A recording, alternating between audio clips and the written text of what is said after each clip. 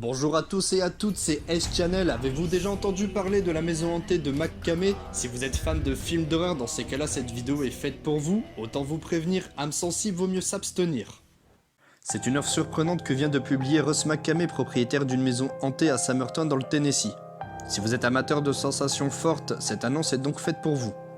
Les candidats devront essayer de tenir 10 heures consécutives dans cette maison de l'horreur, à la clé 20 000 $, ce qui fait environ 18 000 € pour celui qui aura été le plus courageux.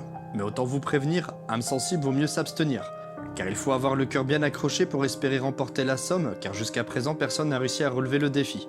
C'est une expérience rude, intense et vraiment effrayante, prévient McCamey Manor sur son site. Le créateur de ce manoir est un grand fan de films d'horreur et s'en est inspiré pour bâtir cet endroit épouvantable.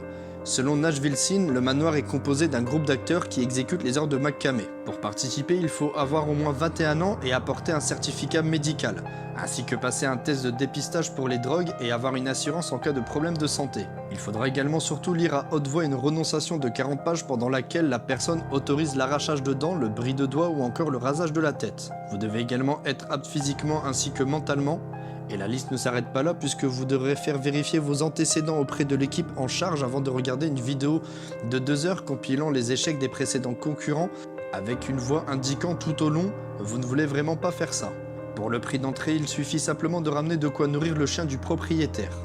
En entrant, la personne accepte de se faire éclabousser avec du faux sang, de se faire mettre une camisole de force ainsi que du ruban adhésif sur la bouche.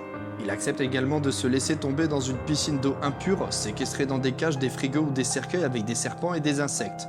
On leur plonge alors la tête dans les toilettes, on les force à rester dans l'eau glacée ou encore à avaler des vers de terre. Ils sont forcés à manger et à boire des substances inconnues, ils se font ligoter, bâillonner ou se livrer à d'autres formes de torture autant émotionnelles que psychologiques. Et ça ne sert à rien de pleurer, de hurler ou de supplier pour que tout s'arrête, personne ne vous écoutera. Le seul moyen pour que ça cesse, c'est si vous vous mettez à délirer, vous vous évanouissez ou alors vous semblez sérieusement blessé. Après sa visite au manoir en 2016, Laura Herzbrotherton a raconté à Nashville Scene qu'elle avait été frappée à plusieurs reprises au visage. Et elle avait dû creuser sa propre tombe. Elle a affirmé qu'elle avait été contrainte de respirer à l'aide d'une simple paille lorsqu'elle était dans la fosse. La vidéo touche à sa fin. Pour ma part, je trouve ça absurde, c'est plus une maison de torture et de séquestration qu'une maison d'horreur. Dites-moi en commentaire ce que vous en pensez et si les 20 000 $ en vaut la peine.